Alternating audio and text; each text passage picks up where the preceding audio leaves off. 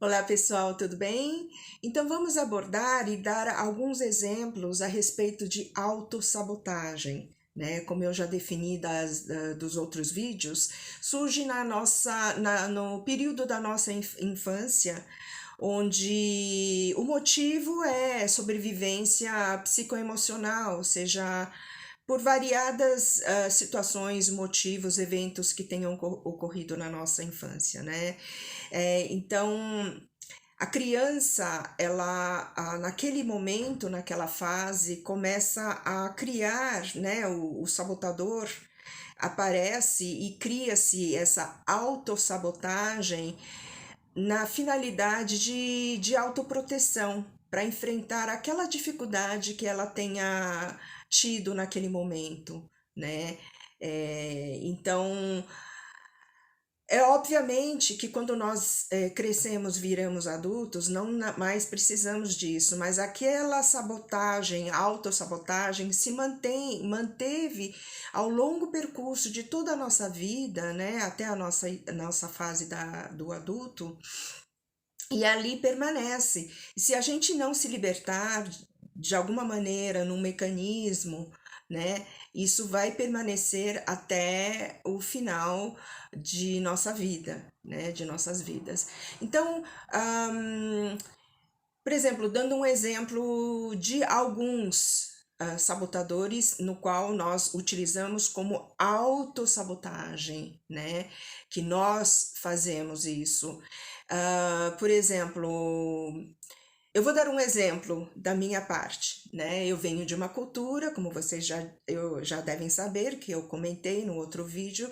Eu, na verdade, sou coreana, nasci na Coreia do Sul, Seul, e eu, quando criança, a minha família, nós imigramos para o Brasil e até lá eu tenho crescido. Hoje eu moro na Nova Zelândia, como eu comentei também no outro vídeo. Mas enfim, durante muitos longos anos da minha vida, até a fase do adulto, eu fui uma hiper realizadora. O sabotador hiper realizador foi um sabotador que persistiu muito, muito na minha vida, né? É uma cultura asiática, né? Ela é muito pressionada a realizar milhões de coisas devido a toda a história, né? Do povo, de guerras que sofreram, enfim, primando pela qualidade dos êxitos dos seus feitos, né? É um povo muito trabalhador, obviamente, então não tem essa coisa de julgar o bom e o certo, não existe o bom e o certo ou errado, é que nós pegamos qualquer coisa que existem na vida, as qualidades, tanto podemos usar para o negativo ou como para o positivo.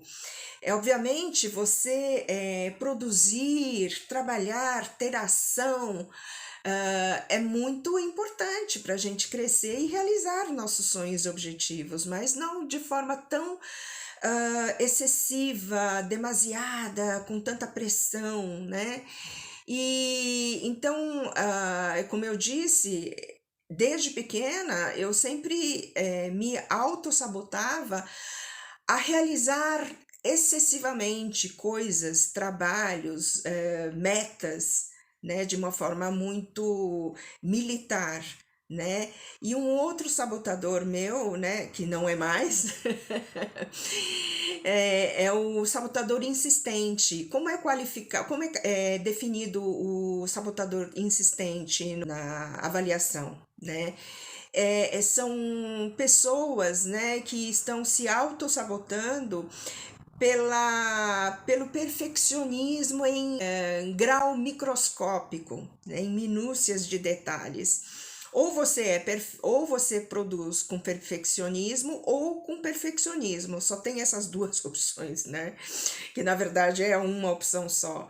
Hoje em dia, a neurociência e psicologia já define o perfeccionismo como síndrome, como uma forma de patologia mental, né? Síndrome do perfeccionismo.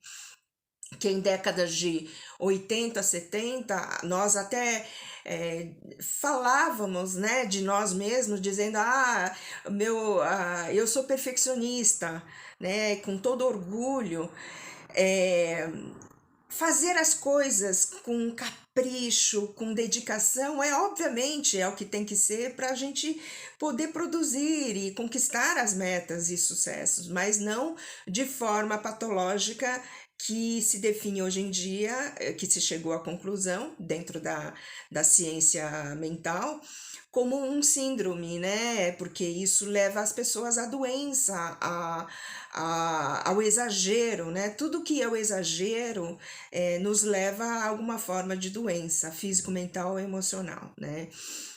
Mas, amém, Senhor, já me curei, estou liberta. Mas isso não significa vigiar e orar, como diz, né? Estarmos sempre vigiando, praticando no nosso padrão saudável. E uma outra pessoa que eu conheci, né, até uma coach minha, ela foi educada de uma maneira que você sempre tem que ser muito boazinha, muito educada, muito gentil. Obviamente, a gente tem que ser dessa maneira, conosco e para com todos. Mas o que aconteceu é que ela criou um sabotador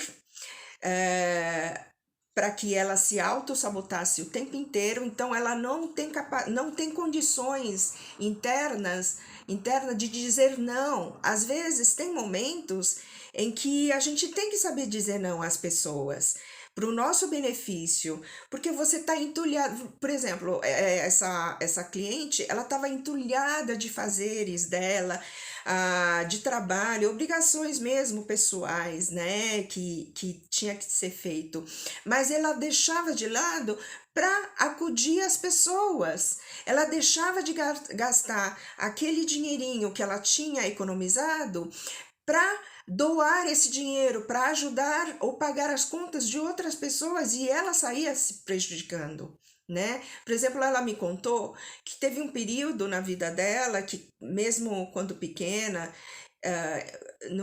tinha os irmãos, né, irmãozinhos, e tinha o pacote de um doce que a mãe tinha trazido.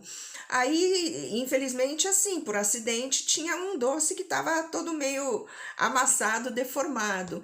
Aí, o que que ela fez, mesmo pequena? Deixou para outros doces mais bonitos, para os irmãozinhos, e ela sempre, mas isso era repetido, e ela sempre pegava o que estava sempre estragado, meio torto, estragado.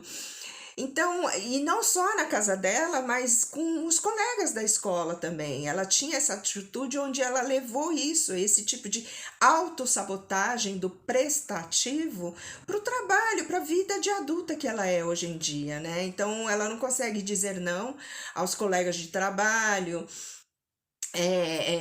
Ela pega o trabalho dos outros, né, a obrigação, o dever dos outros, porque os outros querem sair mais cedo ou precisa faltar naquele dia, e ela acaba se auto-sabotando, pegando esse trabalho todo que pertence aos outros e ficando excessivamente cansada e esgotada. E isso gera, num certo nível, numa certa hora, até raiva de si mesmo e raiva dos outros, né? Que às vezes é de uma forma consciente ou até inconsciente, né? E outro exemplo que eu vejo de autossabotagem é quando e muitas vezes as pessoas não têm noção, né, de que está se auto-sabotando.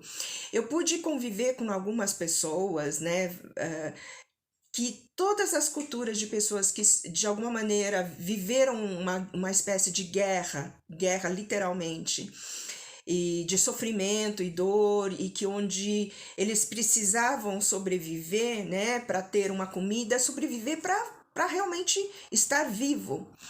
Então, criaram uma autossabotagem, mesmo vivendo nos Estados Unidos ou em qualquer outro lugar. Eu percebo que essas pessoas têm um padrão de serem controladores, né? Porque, obviamente, por com essa situação tão horrível, né?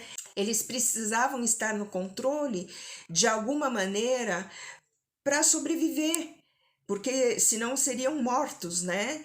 E só que isso se permaneceu no mental e no emocional deles de uma maneira tão forte.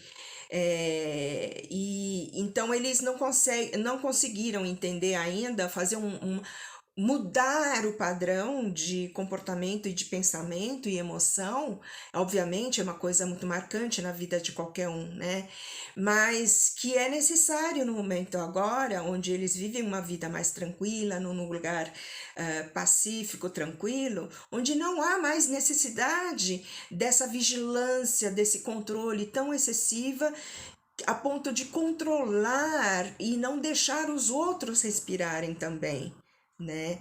Quando surgem as autossabotagens na nossa infância, mas que precisamos para nosso bem-estar, saúde mental, físico, emocional, precisamos mudar esse padrão. Desejo a vocês muita, muita, muita saúde mental, emocional e espiritual. Que sejam todos muito felizes.